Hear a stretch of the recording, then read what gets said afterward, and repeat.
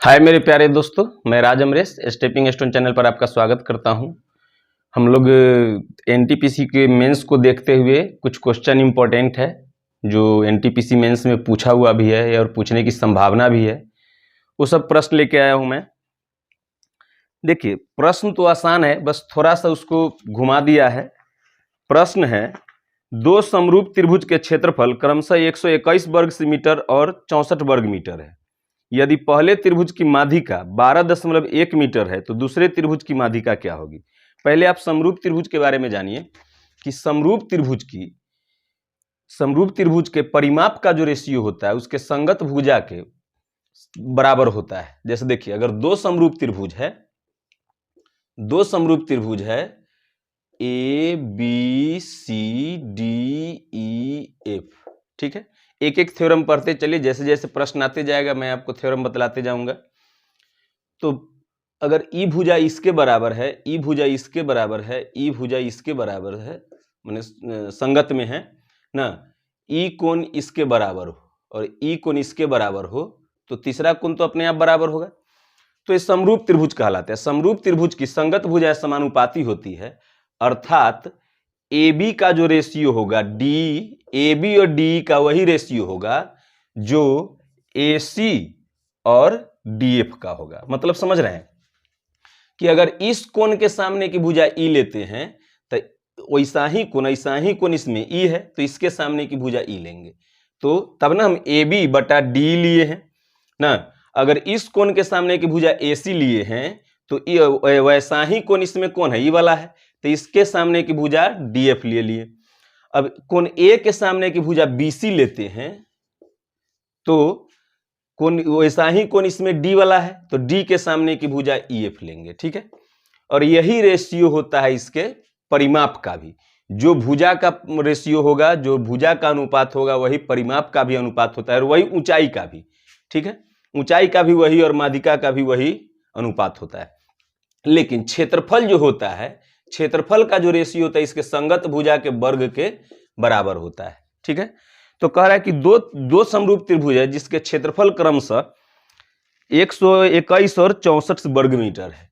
तो 121 और 64 कब आया होगा, जब उसके संगत भुजा का वर्ग किए होंगे, यानी माध्यिका, इसकी माध्यिका पूछ रहा है, माध्यिका का एक की माध्यिका दिए हुए तो दूसरी की माध्यिका पूछ रहा है। तो माध्यिका मान लेते हैं ई जी है, ई एच है, तो ए जी और डी एच का वर्ग जो होगा, ए डी और डी एच का वर्ग जो होगा वही क्षेत्रफल का रेशियो होगा, ठीक है। अभी इधर आएगा रूट में तो 11/64 बचेगा। अब बराबर ए जी का मान आपको दिए हुए है 12.1, इसका मान 12.1 दिए हुए, तो 12.1 बटा डी एच आ जाएगा। क्योंकि ये तो स्क्वायर उधर रूट में कर दिए तो इसका वर्गमूल निकाल लिए और 64 का 8 हो जाएगा, सॉरी 8 हो जाएगा, ठीक है। 11 से कट रहा है 1.1 बार में, तो डी एच का मान कितना होगा, तो डी एच बराबर आ जाएगा 11×8 = 8.8 मीटर, ठीक है। समझिए, दो समरूप त्रिभुज के संगत भुजा का वर्ग उसके क्षेत्रफल के बराबर होता है, ठीक है। तो संगत भुजा कहने का मतलब है कि जो कोण के सामने की भुजा इसमें लेंगे वही कोण के सामने की भुजा इसमें लेना है। अगर इसमें ऊंचाई लेते हैं तो इसमें भी ऊंचाई लेना है, ठीक है। इसमें अगर ये आधार लेते हैं तो इसमें भी आधार लेना है और उसका जो वर्ग होगा वही क्षेत्रफल का रेशियो होता है। तो क्षेत्रफल दिए हुए है, एक का 121 और दूसरा का 64, और एक की माध्यिका दिए हुए है 12.1, तो दूसरी की माध्यिका पूछ रहा है तो दूसरा का हम डी एच मान लिए, ए जी का मान दिए हुए 12.1। अब इसका वर्ग करेंगे तभी तो क्षेत्रफल का रेशियो आएगा, तो वर्ग कर दिए। अभी ये स्क्वायर उधर चल जाएगा तो रूट, तो यहाँ पर रूट चढ़ेगा तो 121 का वर्गमूल 11, 64 का 8, और इसका ए जी का मान दिए हुए 12.1, एक की माध्यिका दिए हुए तो दूसरी की माध्यिका पूछ रहा है, तो डी एच का मान निकालना है। अभी काट दिए 11 से 121 11 बेर में, और एक अंक बाद दशमलव बैठेगा ना, तो ये हो गया कितना, 11×88 तो 8.8 मीटर, ठीक है। कोई दिक्कत, मेरे समझ से तो प्रॉब्लम नहीं होनी चाहिए। नेक्स्ट प्रश्न है मेरे प्यारे दोस्तों, साधारण ब्याज का प्रश्न है। एक धनराशि साधारण ब्याज की वार्षिक दर पर 5 वर्षों के लिए निवेश की जाती है। यदि ब्याज की दर 2% अधिक होती तो 300 रुपए अधिक प्राप्त होते। निवेश की गई राशि क्या है। तो ब्याज की दर 2% अधिक होती तो 1 साल में 2% और 5 साल के लिए दिया जा रहा है तो 2 बचे 10%। 10% अगर ब्याज अधिक मिलता तो कितने रुपए अधिक मिलता? 300 रुपए अधिक मिलता। तो 100% का जो वैल्यू होगा वही हमारा मूलधन होगा। इसे ही काट दीजिए एक बार में, तब P बराबर आ गया आपका 3000। ठीक है, फिर से समझिएगा, कह रहा है कि ब्याज की दर 2% अधिक होती तो 300 रुपया अधिक मिलता। तो 2% 1 साल में, तो 5 साल में 10% और मिलता, तो 10% और मिलता जिसके कारण 300 रुपया और मिला है। ठीक है, तो 10% के वैल्यू 300, तो मूलधन जो होता है 100% होता है, तो 100% के वैल्यू कितना होगा? तो P बराबर 3000 आ गया, तो हमारा मूलधन आ गया 3000 रुपए। उम्मीद करते हैं आप समझ गए होंगे। नेक्स्ट प्रश्न है कि एक पिता अपने बेटों रामू, सामू, धामू, देखिएगा नाम में प्रॉब्लम के कारण कभी कभी बच्चा गड़बड़ा जाता है। रामू, सामू और धामू, ठीक है, ये 3 आदमी है। इसमें बांटा गया है किस रेशियो में? 7:5:9 में। अब कह रहा है कि यदि धामू को मिली राशि सामू से 120 अधिक हो, धामू की मिली राशि सामू से 120 अधिक हो, ये दोनों, ठीक है, धामू की मिली राशि सामू से 120 अधिक हो, तो ये कितना ज्यादा है? तो 4 यूनिट। 4 यूनिट ही ज्यादा है, ये 4 यूनिट ज्यादा है। तो 4 यूनिट के वैल्यू कह रहा है कि कितना अधिक है? 120। तो 4 यूनिट का वैल्यू 120 दिया, इससे ई 4 ना ज्यादा है, तो 4 के वैल्यू 120 दिया।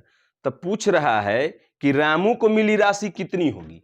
तो रामू को कितना यूनिट मिला है? तो 7 यूनिट। तो 7 यूनिट का जो वैल्यू होगा वही हमारा उत्तर हो जाएगा। तो 4 से 3 बार में ना, तो ये कट गया, x बराबर 7×21 210 रुपया। तो कितना मिलेगा रामू को? रामू को मिलेगा, रामू को मिली राशि होगी 210 रुपए, और रामू की ही राशि पूछ रहा है। बहुत आसान है ना। मेंसुरेशन का एक प्यारा सा प्रश्न है, पहिया वाला। देखिए, कोई भी पहिया है, कोई पहिया, तो कोई पहिया एक चक्कर में जब यह लुढ़कना शुरू करेगा तो इस तरह से लुढ़कते लुढ़कते जब तक ई सिरा फिर यहीं पर ना आ जाए, मतलब नीचे ना आ जाए जमीन के पास, तो कहेंगे कि एक चक्कर लगा लिया। नहीं ना, तो इसका मतलब है कि जब ये लुढ़केगा तो यही दूरी ना ऐसे ऐसे करके चक्का जो है ऐसे ऐसे नचते नचते दूरी तय करेगा, ये सीधा, है ना। तो इस पहिया द्वारा एक चक्कर में तय दूरी होती है 2πr, अर्थात इसकी परिधि। ठीक है, पहिया की परिधि क्या होती है? 2πr। तो किसी पहिया द्वारा एक चक्कर में तय दूरी उसकी परिधि होती है, और कह रहा है इसमें कि एक पहिए का व्यास 84 सेमी है, इसका व्यास 84, तो त्रिज्या हो जाएगा 42 सेमी। समझ रहे हैं बात को? 792 मीटर की दूरी तय करने के लिए इसे कितने चक्कर लगाने होंगे? तो एक चक्कर में ये अपनी परिधि इतनी दूरी तय करती है, तो माना कि n चक्कर में वह कितनी दूरी जाएगी? 792 मीटर। 792 मीटर मीटर में है और इस सेंटीमीटर में है, तो इसको सेंटीमीटर में बदलने के लिए 100 से गुना कर दिए। तब निकाल दीजिए 2 × 22/7, आर पाई का मान कितना होता है? 2 × 22/7, आर का मान दिए हुए 42 और गुने n बराबर 792 × 100। ठीक है, अब काट दीजिए, 7 × 6 42, 11 दूना 22, 11 से कट गया, 11 7 77, 11 दूना 22, 6 दूना 12 दूना 24 से 3 बार में, तो n बराबर आ गया 300। तो कितना चक्कर लगाएगा? 300 चक्कर। एक चक्कर में अपनी परिधि इतनी दूरी जाएगी, तो एक चक्कर में तय दूरी में अगर हम मान ले कि इतना n चक्कर लगाएगा कि इतना दूरी तय कर लेगा। अभी मीटर में था तो सेंटीमीटर में बदलने के लिए 100 से गुना किए। क्यों? क्योंकि ये जो है त्रिज्या जो है सेंटीमीटर में दिए हुए है ना, तो या तो इसी को 100 से भाग देकर मीटर में बदल लेते, या फिर मीटर को सेंटीमीटर में बदल लिए, तो ये दोनों समान हो जाएगा। n चक्कर में तय दूरी इतना मीटर हम मान लिए हैं, n का मान आ गया 300। ठीक है, उम्मीद करते हैं आप समझ गए होंगे। नमस्कार, भारत माता की जय, जय हिंद।